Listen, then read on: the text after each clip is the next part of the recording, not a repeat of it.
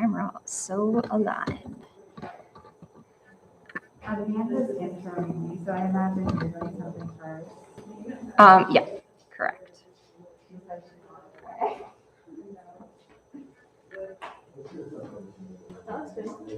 Okay, so It's not switching. McKenna. McKenna. Okay, so I basically anytime I'm gonna read it, and then I'm gonna start with the images, and then once I like tell you, and then I'll read and I'll say if you're doing anytime there's a and you can go and read some tradition. And then I'll just kind of preface, I think it'll be clear that I'll say, go back to some visuals. Oh, there's the mouse. You know, or you can just say on the mouse and go on. Okay. But I'll try to be as clear as possible if I need to just read. Next slide.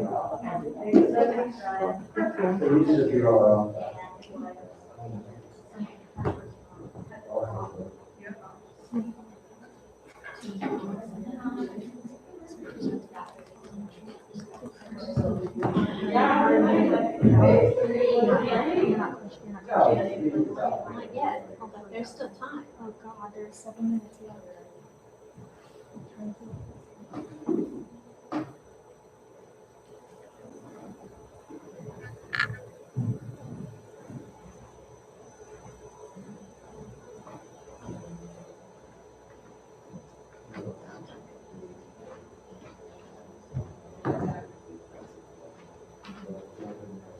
Okay, so your job, McKenna, is going to be to advance slides.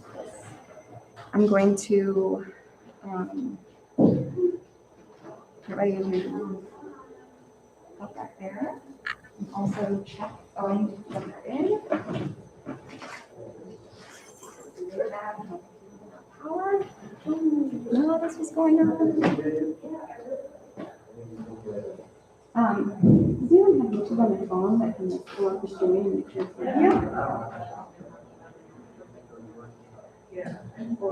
Is it on the bar? Yeah. Okay. I just posted it on Facebook too. Oh, that's easy.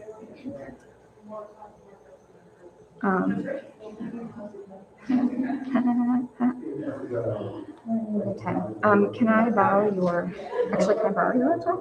It's in my car, but Oh, it's okay. right over there. I was just wondering, because if if people post messages or something. Oh. You know what I mean?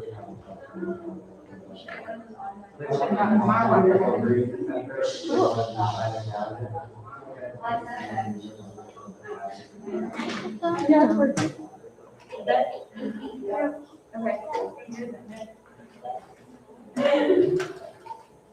I can't see comments though.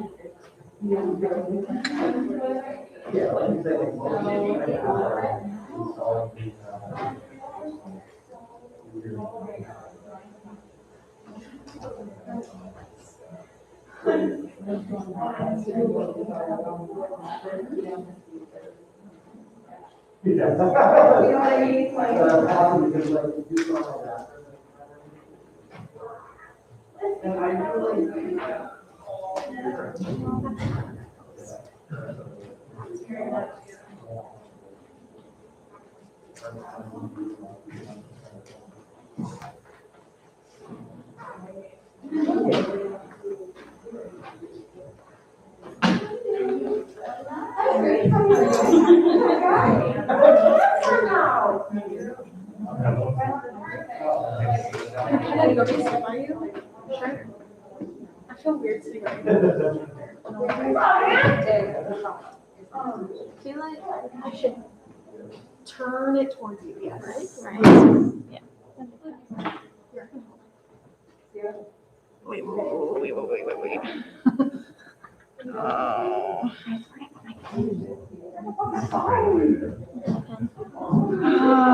So if I pick this up, is it gonna like fuck? Okay. Okay, now turn. Turn. There's like 8,004. This isn't attached to it.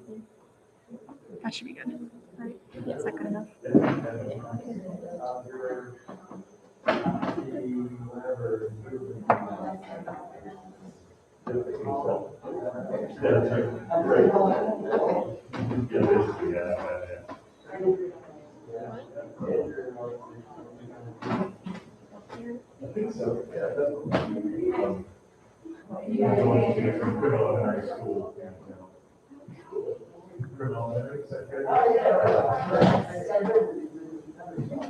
Exactly, yeah.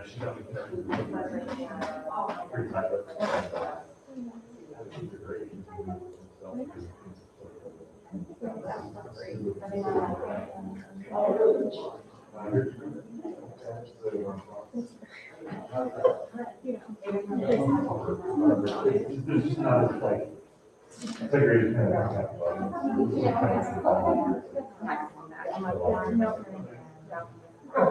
so you end up with just like pretty small groups. That's kind of good. It's also good. And then you can see just like What's up, Pumpkin? How are you?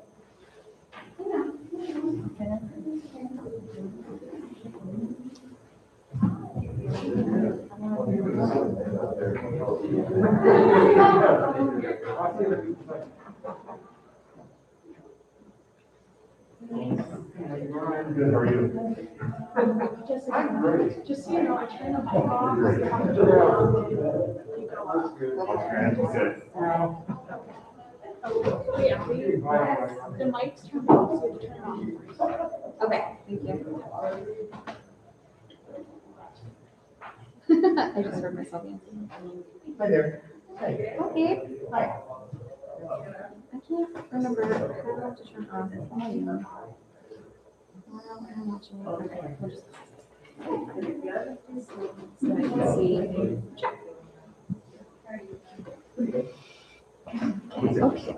Okay. All right. Of course, I can. We are here.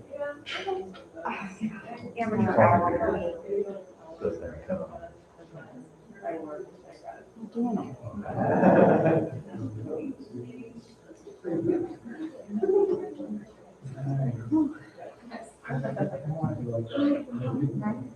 Equipment extravaganza. I love it. I'm here for it. You know I'm here for it. Yeah, you're the community. On your phone, they just show. Oh, you're both? Oh, Well, because they like, Are you? messaging, they said that. That's why it's so elaborate. Yeah, it's gonna be good. I'm working on some brand new companies right now. We love it. It's gonna be a lot of fun. Challenge. Yes. We did not go for construction. It's good to see it. Yeah, I was Sometimes it looks like it's just being away, being out and seeing the students and seeing what you want to do. Alarming. It's like fun, but also a little. Getting used to it. Yeah. Exactly. I'm ready. Doing a lot better. I was kind of going through like a little bit of like moment, but I got like a class that is. Everyone send me anything. I always look I'm doing that right now. I've been trying to play around. Yeah, it was just, I wasn't expecting the construction device. Oh, good. Sometimes. Well, like this red table was back. That'd be great. I don't know how to do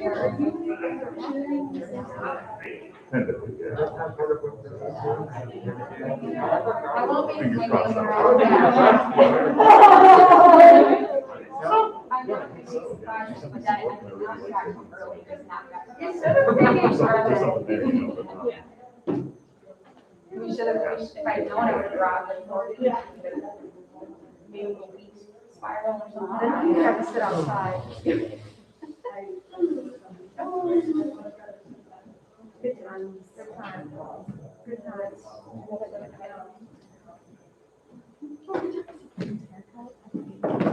You forgot guy that is Kevin. Every time I see you, I'm like, what? Oh my See gosh. each other like I six know, times I since know. they got married. You weren't here when he came in, and I was staying with Tim back there, and Tim was, it's like, I don't know if you knew, but like homecoming was a couple weeks ago. Real sticky, man. Very, very funny. I liked Does it a lot. Jessica have a specter too? No, that's fine. Okay. No, that is my own.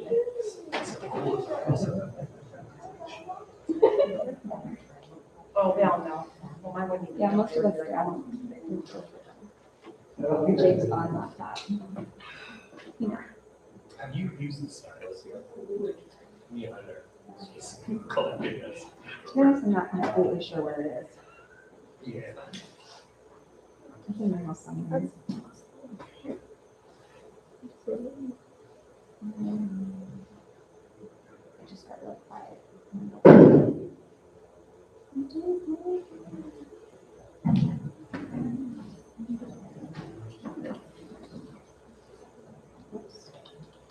Whoa, phone.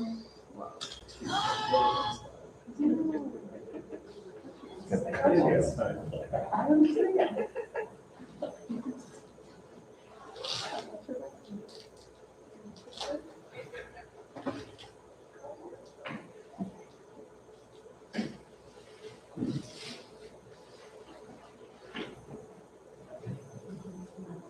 I think we're functioning properly. Oh, dear.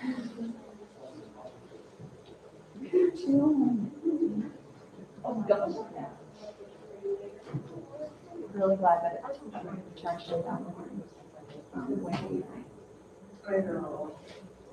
Wait, it's not the first time.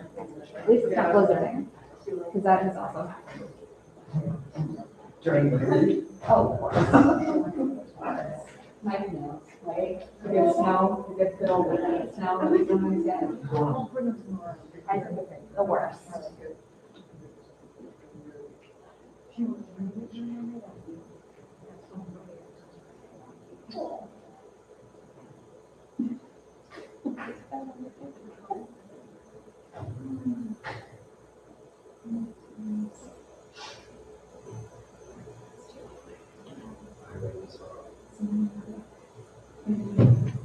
Human apes and dolphins. Human apes, dolphins. It's right as humans are. Yeah. It can be. I get it. We're not.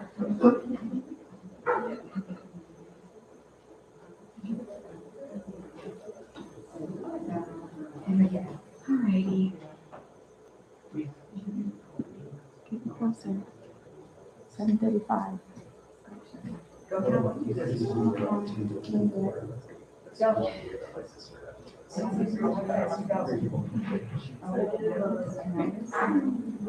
look at this. You ready? Okay.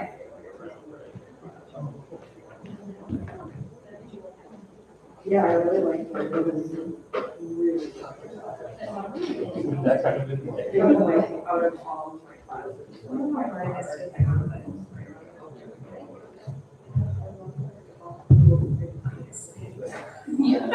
This mic stand is my favorite. Hello, good evening. Welcome to Winter Week, event number 1. It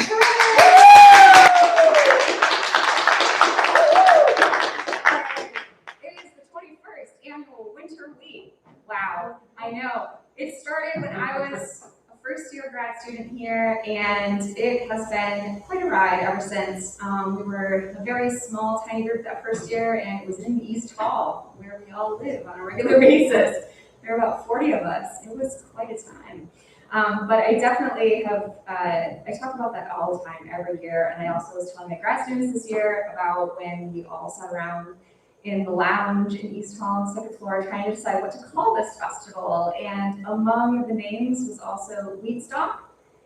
Get it? You heard it? It's like really, it's going to be a peace and love writing festival, I guess, I don't know.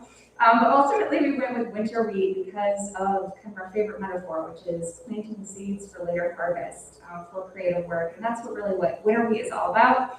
So welcome to our first reading, our first event with Jesica Dawn Zinz, my good buddy. faculty member here and also BG alum. Known Jessica a good long time, and I'll turn you over to her actual introducer in a minute. A couple of quick reminders though. Remember that we are not in the union this year for Winter Week. We are in the education building. We are going to test out some of their kind of active learning rooms. And tomorrow, if you need a parking pass, you can pull up to in Lot A, close to the education building, and McKenna, wave your hand, McKenna. It's McKenna. McKenna had sent you an email with some information if you had pre-registered, so look for that, and my number is in there, so you can text me and we'll send someone out with your parking pass, and that's good for any of the green or red lots, the faculty or commuter lots on campus. So we'll make sure that you are able to park. And the sessions start at 4 o'clock, the workshop sessions, but we also have a Publishing Pros Q&A at 2:30, and that is going to be a hybrid event, so partly via Zoom and then partly in 406 in the education building. We have 3 pros, Soma Frazier, who is an advisor of an undergrad publication and an author and works with digital storytelling. Daniel O'Malley, who's a novelist whose books, The Rook and Stiletto, were made into a TV series for Stars. And then also Katie Duck, who is one of our alums and also has an MFA from the New School.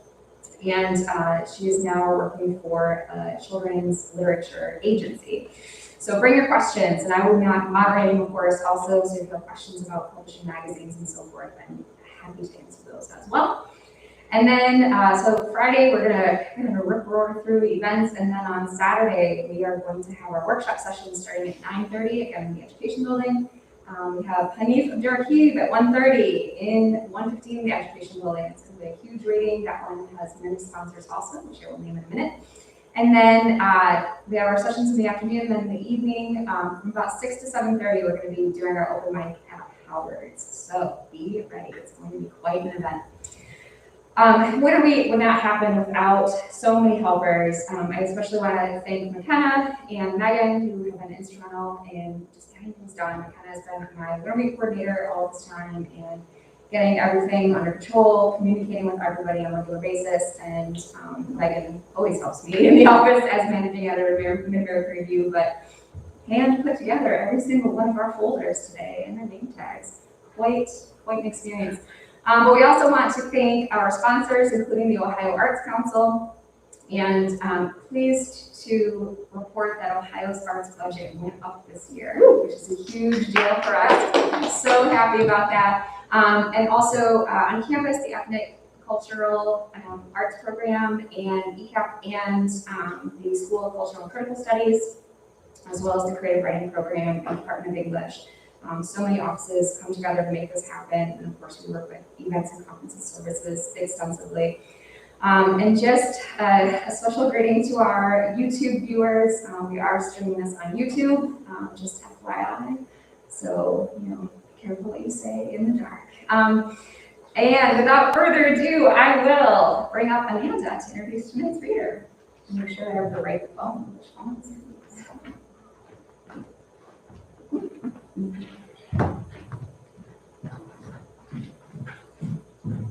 Hi. Secretly, I feel happy when people mistake Jesica Dawn and myself for sisters. And this does happen often.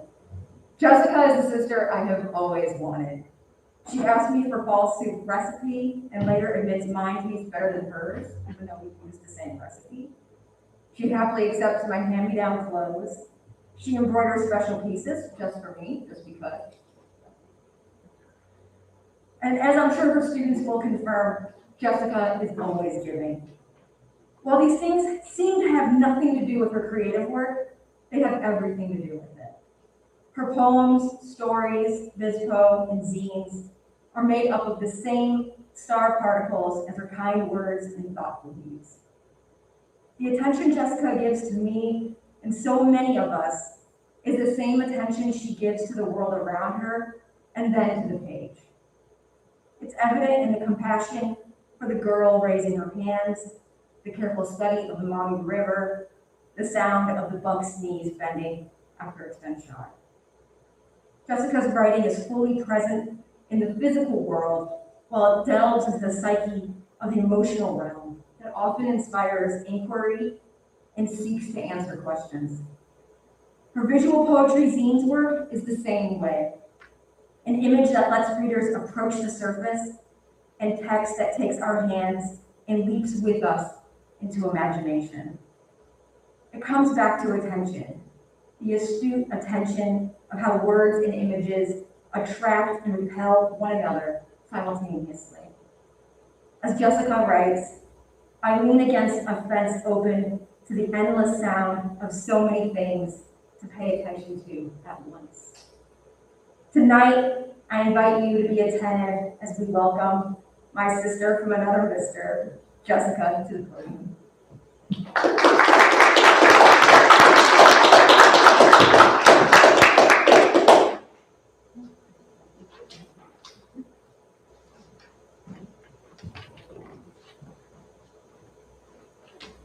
All right, thank you all for coming. That was great. Thanks, Amanda.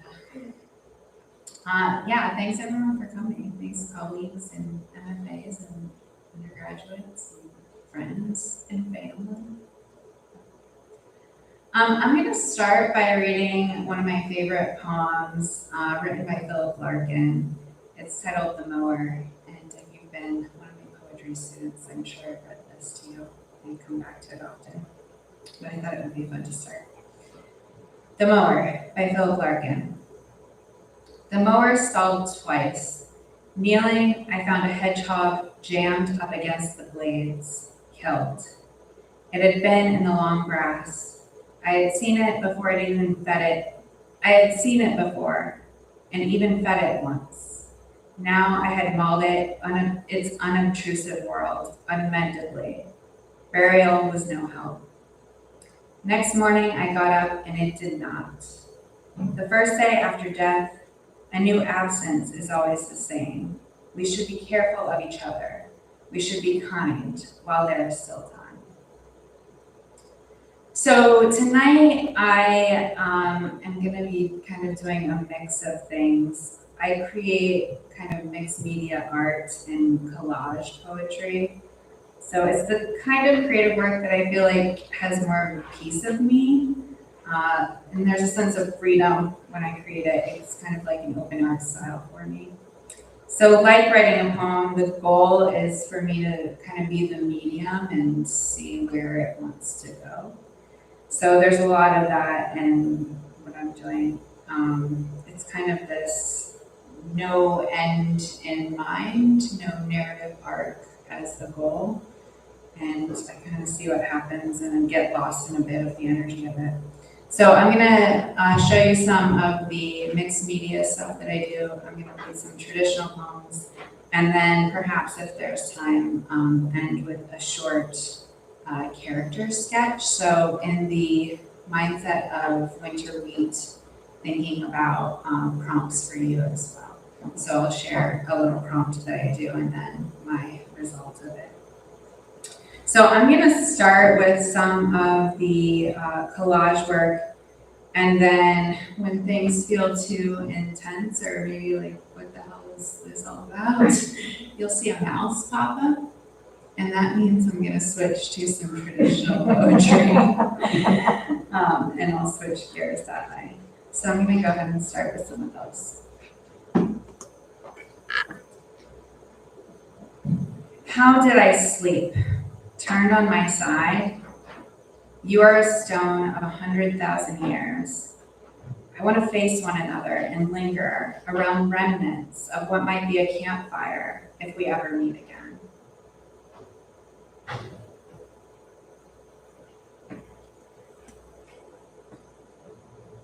Not all forms of image fall as art. Share it, but a rock is on the streets and you've ignored it. Do you have control over your hands?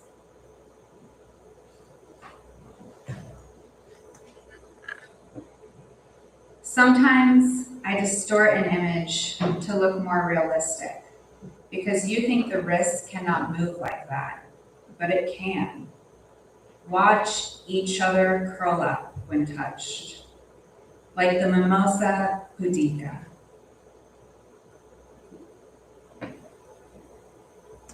Oh, mouse. So I'm going to transition to some traditional poems. Amanda and I started this project in 2019 when, I don't know, things were rough. And we kind of just agreed to hold each other accountable to write and make sure we read each other's work and kind of just said, okay, we created something, it doesn't matter what it is, but we generated something on the page today. And if we didn't, we would charge each other $5. And I'm really cheap, so it was a good incentive. I'm like, I'm not paying $5. So this next set of work is generated from that. It's stuff I'm still working on, but still care about. Maybe recognize it's not ready, but feel like it's doing something. And I will say that I was piecing together what I wanted to share tonight. A lot of it I realized deals with water and fire. And then also, oddly, there's a lot of praying. So, the first few poems in the next batch also end with a question.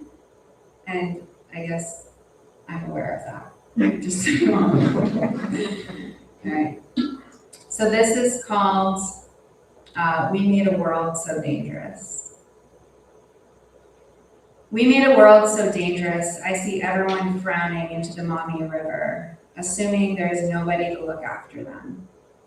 Driving along River Road, we keep talking about the what ifs, and then the water becomes an unreflecting mirror. In another town, a man aims his gun. He shoots.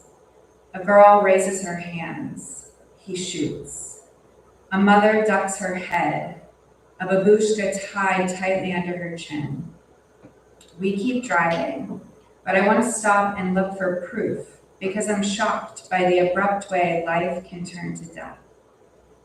I imagine sitting on a crossbeam of the newly built bridge that carries cars, carrying people with families carrying on busy lives into Waterville.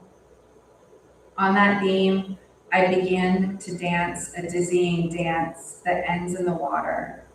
I'd make circles neater than possible. You would dance beside me. Our underwater faces would be completely unrecognizable. We'd start screaming our stories for the water to mute. We'd tell each other everything we once found difficult to say. When we're back in the car, I'll start waving white cloths, handkerchiefs, tablecloths, saying, "Can you help? I know you understand why I'm crying."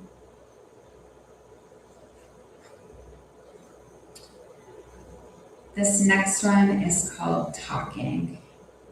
And it used to be, I think Amanda and I must have had a prompt called Talking Garbage. But then, like, it didn't fit, and I don't know, it's just called Talking now. We were mentioning a grain of earth, sand added to clay for making bricks. We spoke of aging, scattering our hip bones for others to dust off and analyze after we completely crumbled. We were mouthing about making, echoing the poems others have written, researching the truths of nursing babies. We were drinking and going dry. Because for a moment, home was a place we were intent on escaping. And we went for dark coffees and mint teas to talk about hitchhiking, the anxiousness among adults, good smells from someone else's kitchen, the autumn squash soup, paprika, red lentils, how to become wildflower-strewn paths to places other than the local bar. I take you for long walks in our neighborhood, on Liberty High. I read the local paper to you to help with the crossword puzzle. One across, 6 letters, fictional hero raised by apes. We return home because we can no longer see in front of ourselves. I take you because confidence, and need are the ebb and flow of people holding their hands around each other's necks. And before going back into the house, I lean against the fence, open to the endless sound of so many things to pay attention to at once. Before I step in, I hand you another poem. It reminds you that we're supposed to turn on a light, sit together, and turn the pages. I asked you, why is this one any different? I realized it wasn't. Does anyone know the crossword? Tarzan. One across, 6 letters, fictional hero, race dates. Tarzan.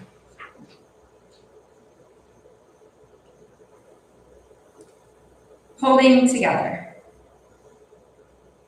In a woman's psyche, that wilderness of 40,000 acres, she is looking for a place to sit. But how much easier to go on ringing, always repeating herself without being noticed and still do something worthwhile. In the remoteness of living among redwoods, her struggle is quiet with desire to write. Next time, she'll forget to say no, forget to turn into a fossil and lie perfectly still, understanding heaviness. She'll say, I love this part of my life, and repeat, I will, yes, I will, yes, I will, yes, I will, yes, I will, yes, yes, I will, until the words lose their meaning. She'll return to write and become the wooden centerpiece of feeling alone in the world, until she has worked out what she wants, and she'll ask, are you leaving? It's really depressing. This next one is called As the Church Burned, We Prayed.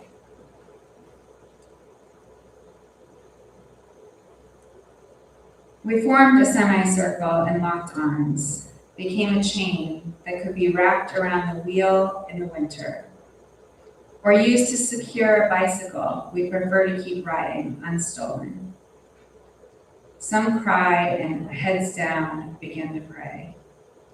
Others picketed at private homes as the sanctuary lit and melted every candle to the metal discs weighing down the wicks. Handwritten sermons lost hope with humble yourselves, turning to ash. The church's arches did not collapse, though inside was scorched, and in a nearby lodge, Sunday approaches.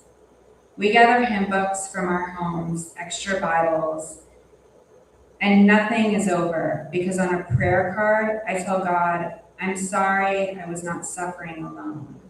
I ask for fires to come together and speak to the arsonist. Tell them, you are a person hurting people.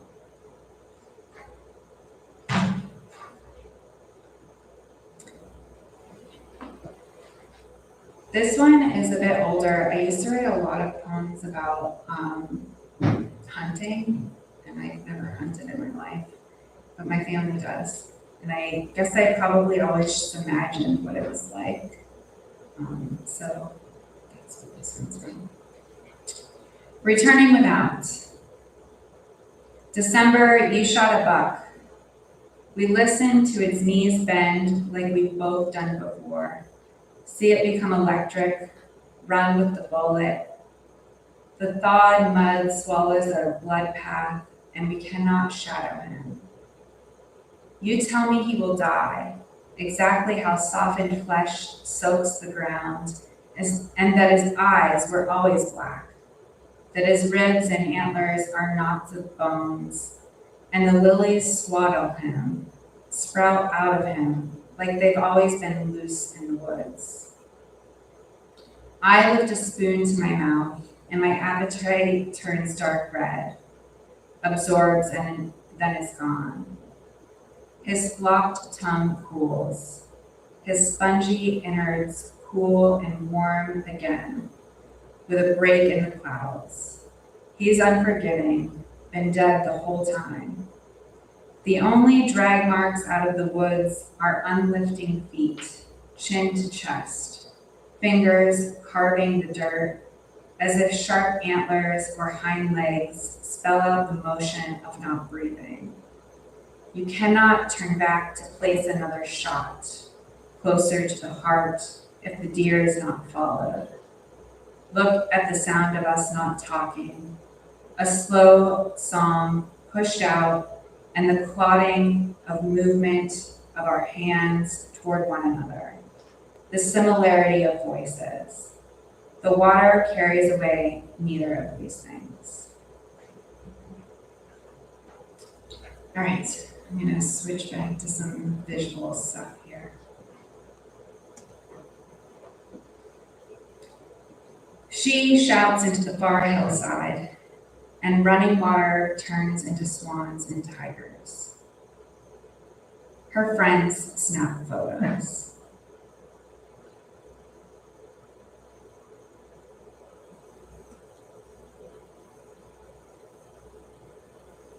He took nature walks, collecting things, as if life began answering his many questions.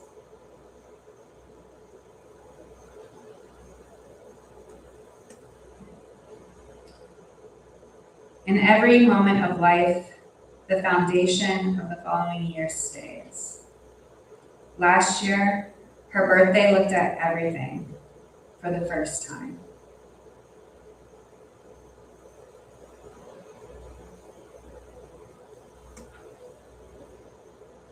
The bees are invited to the funeral. They bring the wife a relic pinned to the hive.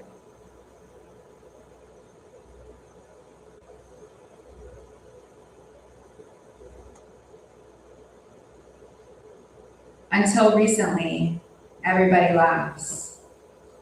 There's the seafloor and the treaty. Scientists are still busy mapping what lies beneath the surface of the moon.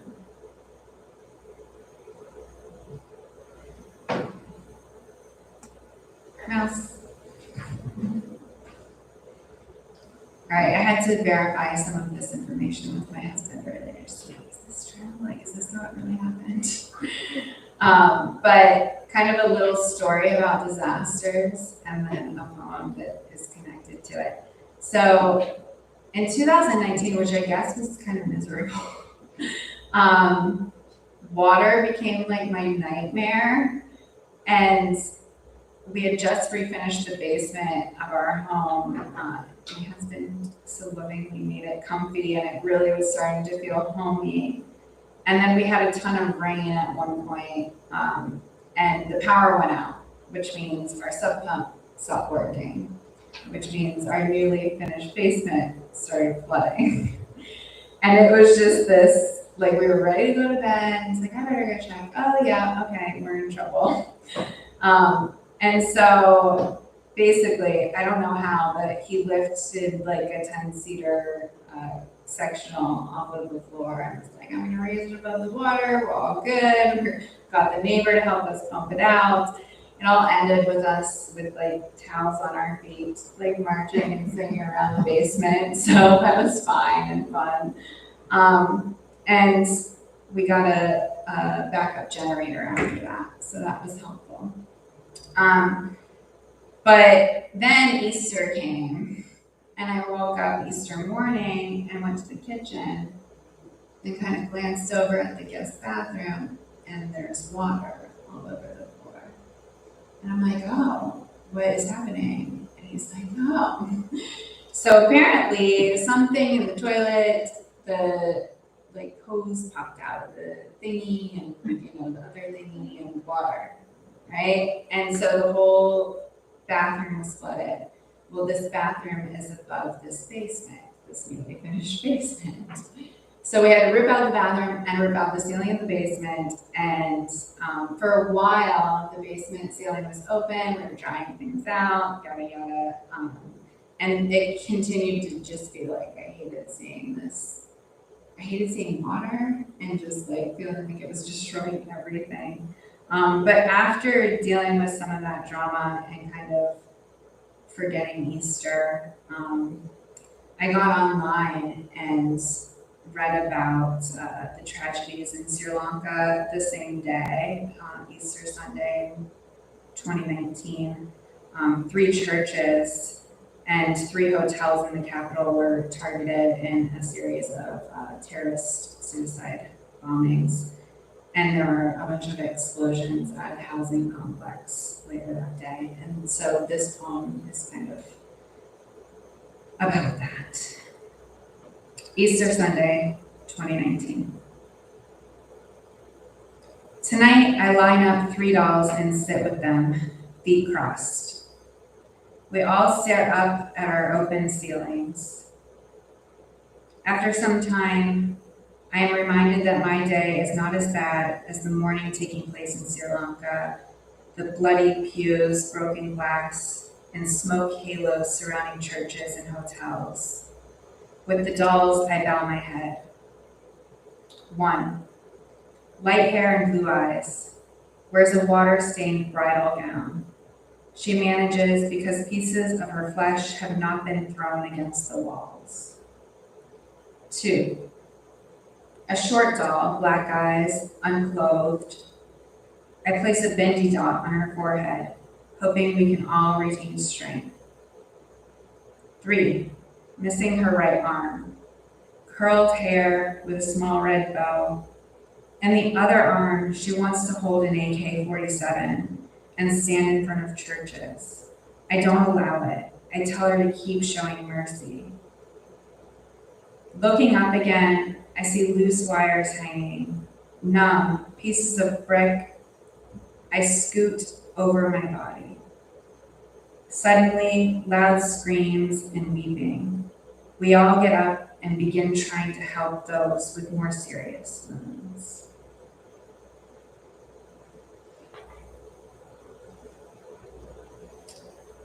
Approaching grief.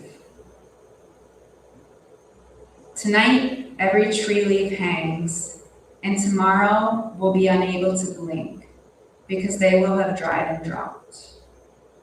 On a leafless tree, what falls is randomized, and after a few minutes of testing ways to catch the renewable, soothed by rocking, you can learn where the wind is tighter, where the wind gets warmer, the wind loosens its hands, and voice is given to the ground. I'm telling you, my father could die any night now, or my mother, or yours. So dig yourself a tunnel, burrow in the mulch of leaf bits. Turn around when your absorption is a delusion. If you don't come out with sticks in your hair, go back in and gather a pile in your arms.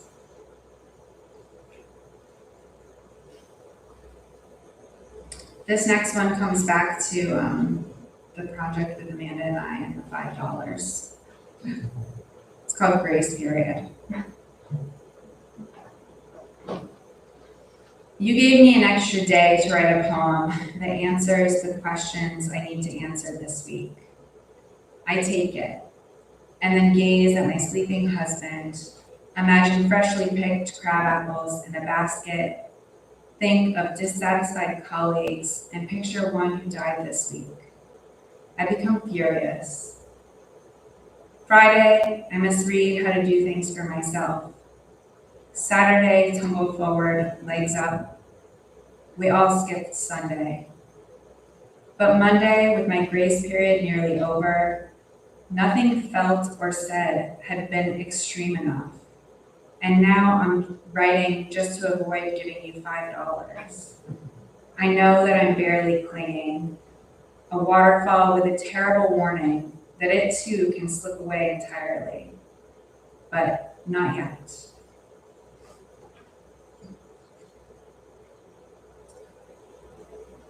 The next 2 poems are from a series of poems I've been working on from a first aid textbook, which I meant to bring. It's really cool. It's from the National Red Cross, and it's basically tells you how to treat different scenarios, like kind of worst case scenarios.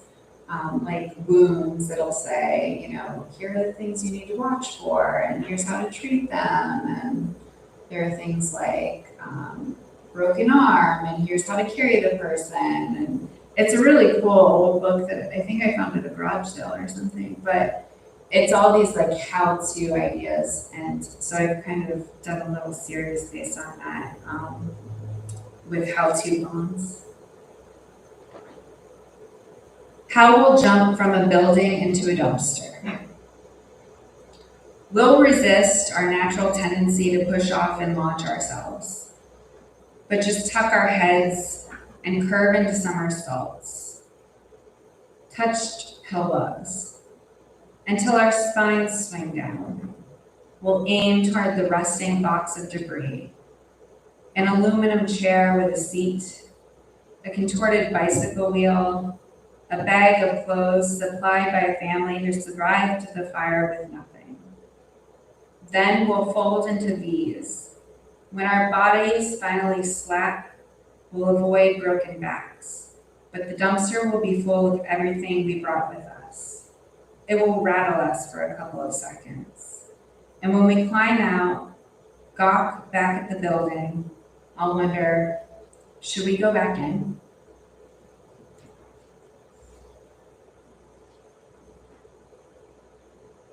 How we'll start a fire without matches. Knife sharpened last year. Kindling of cattails, as simple as a killdeer's nest, swaddled by shale and clay. We'll tie a string tightly to the bow. I'll kneel on one knee, and you'll press your foot on the fireboard. Hold it firmly to the ground. I'll take the bow in my hand and loop the string in the center a few more times. The bow will move us back and forth. Eventually, the nest will catch fire.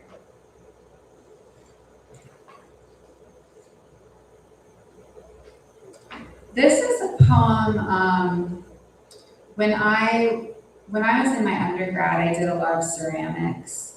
And then in graduate school, I also got to take some graduate ceramics classes, which was really great for writing poems. But in this poem, there's a lot of kind of ceramics terms. So like when you build something from clay and you are in the process of it drying, you term it as like leather hard or hard leather hard. And it's kind of at what stage you can keep using the clay or keep manipulating it. And leather hard is a great stage for like carving into it. There's also like bone dry, which like you can't touch it after that. If it's bone dry, it's going to the kiln. It's ready to go to the kiln.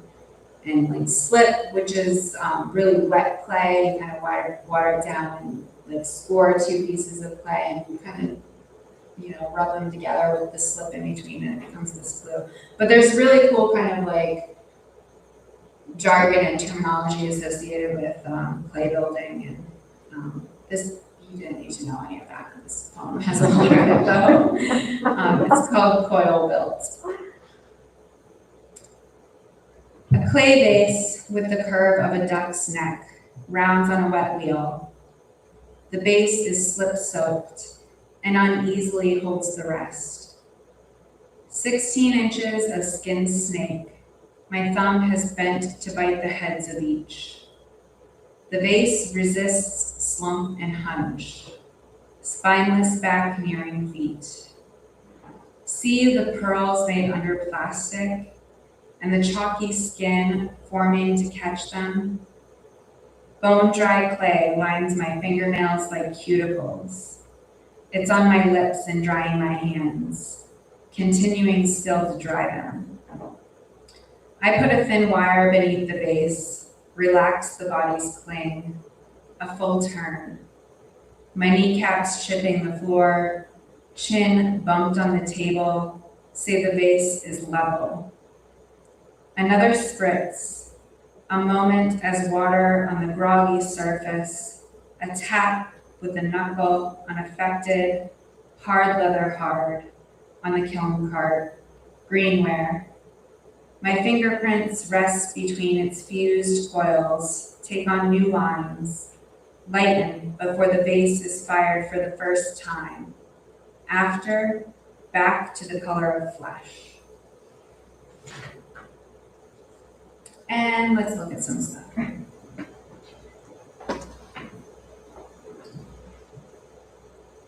To boil a dishcloth is to boil all your lovers. I take bread to the river and find a body lying on the bottom.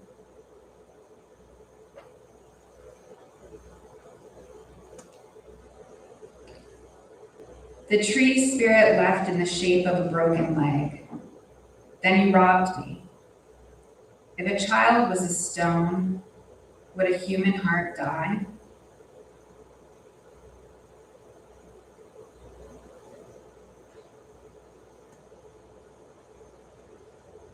How numbered my days probably are. I really have not grasped the beauty of remoteness. So take an axe and start living among the redwoods.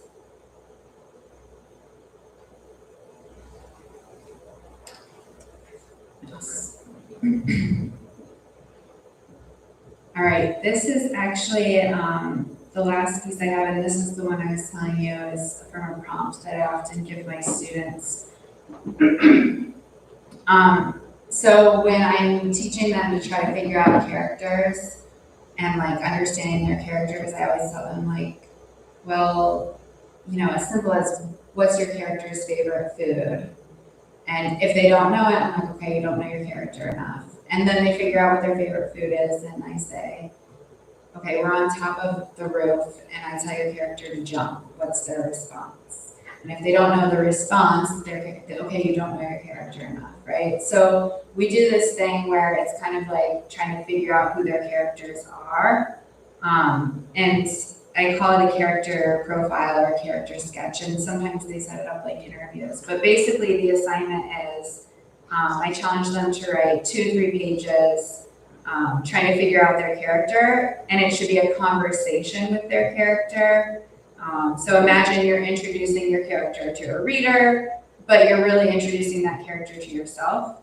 The main goal is to give yourself a sense of who that character is. And it's not really about telling a story, but putting your character in a situation where you can be able to question them in any ways. Like, if you're on top of the roof, what would your response be? So in mine, I work to learn about my character, Jim. The character's name is Jim. But I want to think about Jim in a piece where Jim isn't even present. So how can I figure out who Jim is without Jim even being there? So I would need someone who can talk really honestly about Jim and know Jim in a very personal way. And since I didn't want to write from like the voice of God, I decided from the voice of a very shitty therapist. And so the therapist likes to use like really shitty metaphors, like the very first therapist I ever had. And she proceeds to spew about Jim's personal life and situation. So again, this isn't really like, I wouldn't call this like a short story fiction piece, but just a character profile of Jim. Again, welcome. Thanks for coming. I know you feel awkward being here for your first time, talking about your life, your problems, and getting all emotional. Everyone feels that way for the first visit. But you'll get more comfortable, and I'll do what I can to help you feel like you can open up to me. So if you're comfortable on the couch there, we'll get started. Are you comfortable?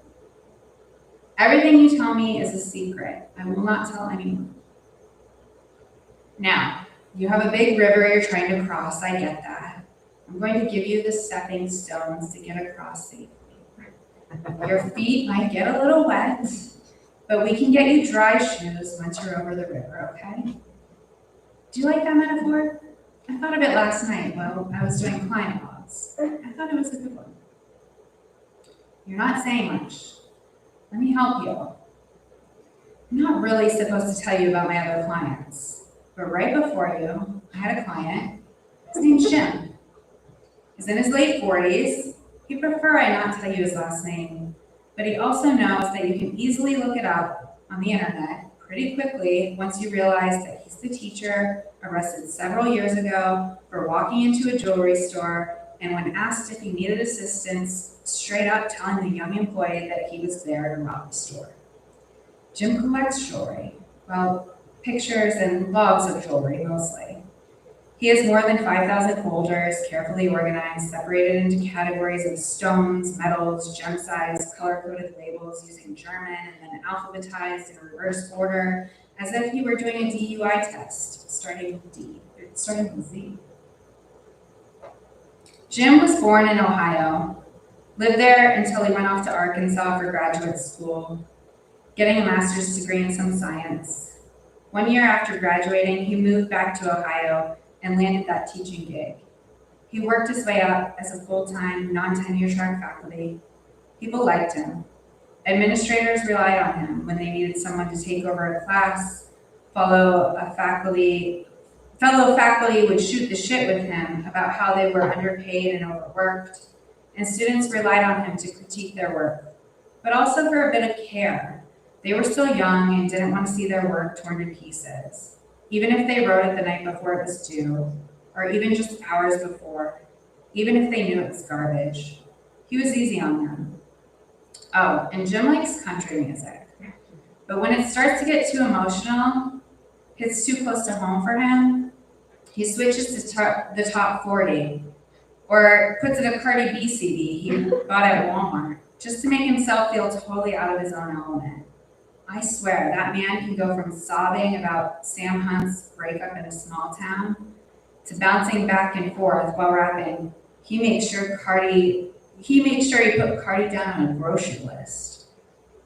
That picture in his file was taken before his arrest. This one here, do you see it? That's Jim. And now he's enjoying his first day out. He served 4 of the 6 years for second-degree robbery and got the shit kicked out of him only once. He gained some time when he reversed the roles and broke a guy's face. He gained some respect by tattooing. He ate cat food sandwiches every Tuesday, transferred 3 different facilities, and got close with God during the last year. Today, he's been released. He has no idea how to use the latest smartphone without putting in his ID number or checking the kiosks to see that his brother has put money on the books. He doesn't know how to function at a self-checkout, how to click list, or what Grubhub even refers to. Food. It's all Jim can think about, but he needs to figure out where he's staying tonight.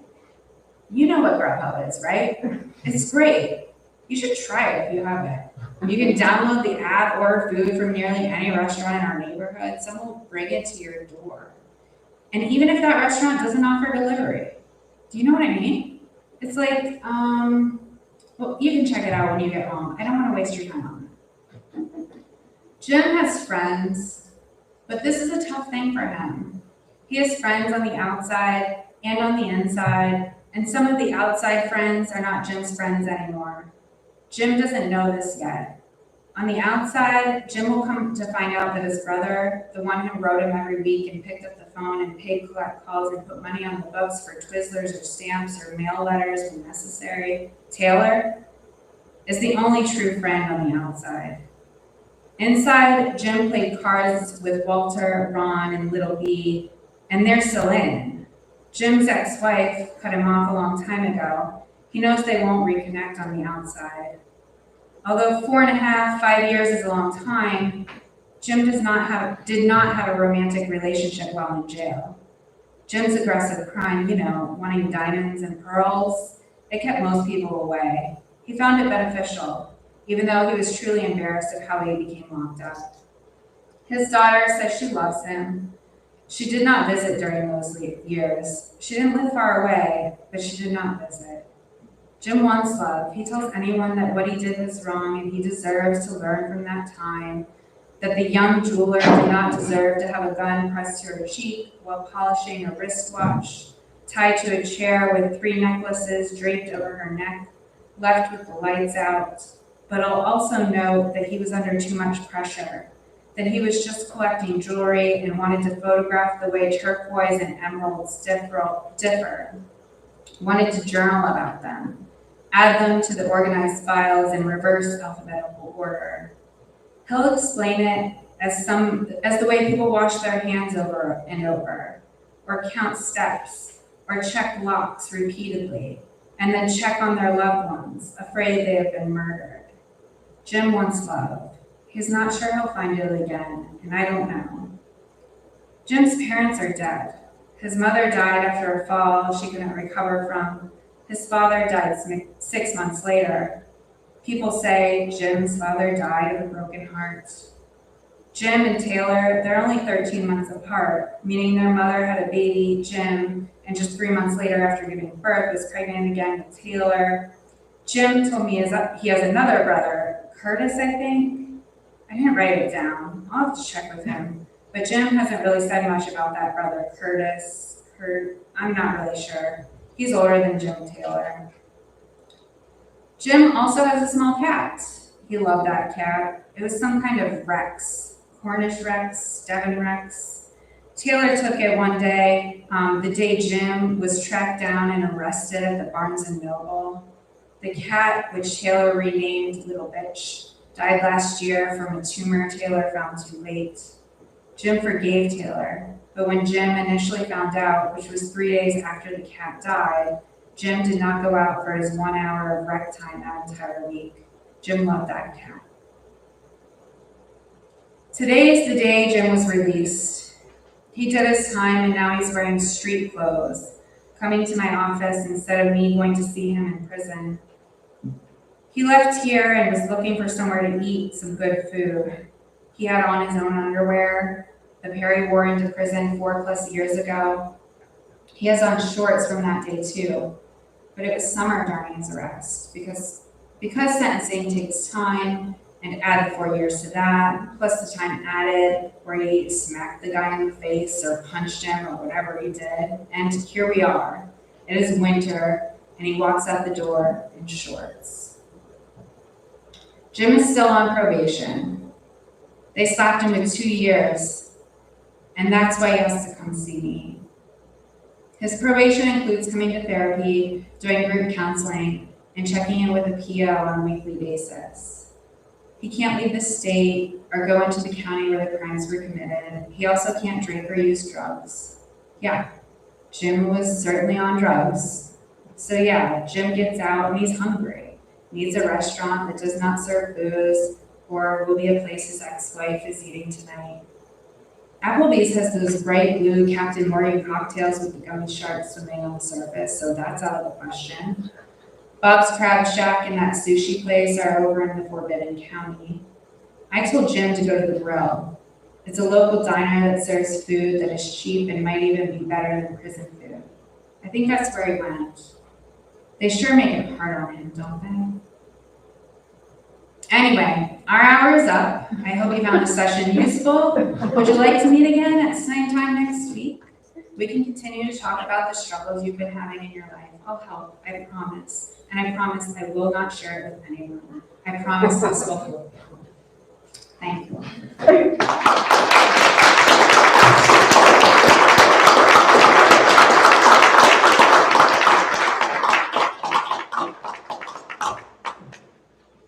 got a zines for sale in the back, and I need to buy some, obviously. She accepts Venmo.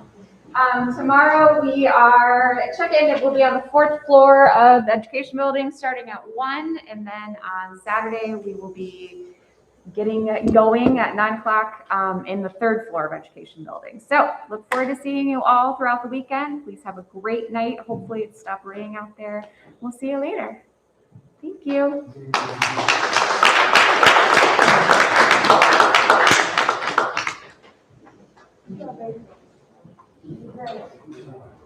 Very good.